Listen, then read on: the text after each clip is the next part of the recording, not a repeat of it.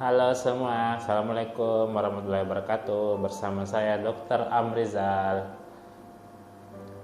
Apakah efek Omikron jauh lebih berbahaya daripada varian lain? Saya akan bahas itu di video ini. Stay tune. Kalau kamu belum nonton video sebelumnya tentang Omikron, saya sarankan kamu menontonnya di sini supaya kamu bisa lebih mengerti kenapa bisa terbentuk varian-varian seperti Omikron. Oke? Menurut suatu penelitian, varian Omikron memang menyebar lebih cepat dari varian Delta dan varian-varian lain. Jadi, dalam 1 bulan, kalau penyebarannya sangat intensif, bisa menginfeksi 33 juta orang lebih dari satu pasien saja. Ya. Tapi ternyata menurut penelitian terbaru soal Omikron, efeknya lebih ringan. Bukti pertama yang menunjukkan bahwa Omikron lebih ringan daripada infeksi varian sebelumnya yaitu percobaan pada hewan hamster dan hewan tikus. Jadi ini bukan tikus biasa ya. Jadi tikus yang memang dimodifikasi untuk bisa diinfeksi virus COVID-19.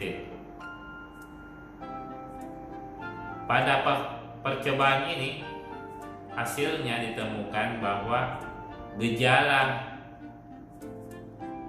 infeksi pada hewan yang diinfeksi oleh Omikron jauh lebih ringan dibanding varian Delta dan lain-lain. Bukti selanjutnya yang menunjukkan bahwa kasus Omikron mungkin lebih ringan daripada kasus Beta dan Delta yaitu di Afrika Selatan. Pada kasus gelombang COVID-19 beberapa bulan lalu yang meninggi, 43% pasien yang dimasukkan ke rumah sakit membutuhkan bantuan tambahan oksigen, dan ada sekitar 7-8% membutuhkan ventilasi atau bantuan pernapasan. Kemudian dibandingkan dengan Omikron sendiri yang saat ini sedang mulai membentuk gelombang baru, hanya 16% kasus yang masuk di rumah sakit yang membutuhkan bantuan tambahan oksigen, dan hanya 0,2% yang membutuhkan ventilasi.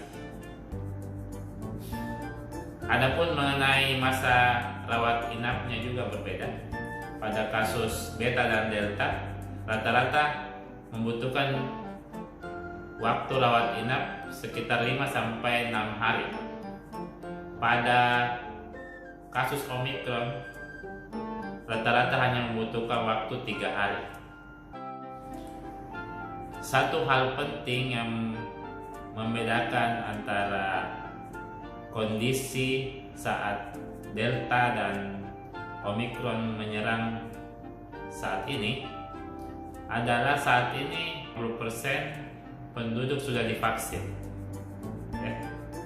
Jadi vaksin ini cukup berpengaruh ternyata terhadap Omikron itu sendiri. Jadi ternyata antibodi dari vaksin sebelumnya ikut berpengaruh melindungi kita dari Omikron. Ya. Pada penelitian di Afrika Selatan ditemukan bahwa orang yang tidak divaksin ternyata 5 kali lipat jumlahnya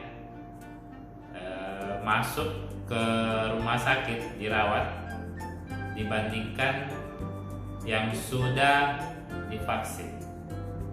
Jadi bagi kamu yang belum divaksin, ini adalah suatu data ya, bahwa vaksin bisa melindungi kita dari COVID dan terutama varian baru ini yaitu Omicron. Ada hal menarik, yaitu bahwa terinfeksinya seseorang dengan Omicron ternyata menimbulkan antibodi yang melindungi kita dari varian Delta. Mengerti? Jadi adanya Omicron ini ada sedikit efek positifnya, yaitu dia bisa menambah imun kita, menambah antibodi kita untuk melawan varian Delta, varian sebelumnya. Tapi tidak usah berharap juga ya terinfeksi Omicron. Jadi bagaimana caranya melindungi diri dari Omicron ini? Ya tentu saja 5M tetap harus dijalankan ya. Tahu kan? Kemudian bagi kamu yang belum di booster,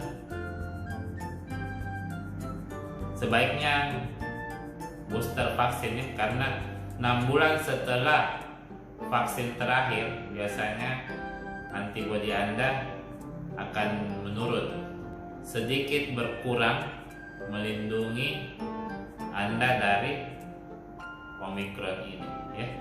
Adapun vaksin yang saat ini menurut penelitian punya efek kuat terhadap Omicron, yaitu vaksin Moderna ya. Jadi ada 2 variasi vaksin Moderna yang sudah ada penelitiannya bisa meningkatkan antibodi khusus terhadap Omicron. Nanti saya akan tulis di deskripsi ya. Oke, sampai ketemu dulu. Nanti kita ketemu di video lainnya ya. Bye bye. Assalamualaikum warahmatullahi wabarakatuh.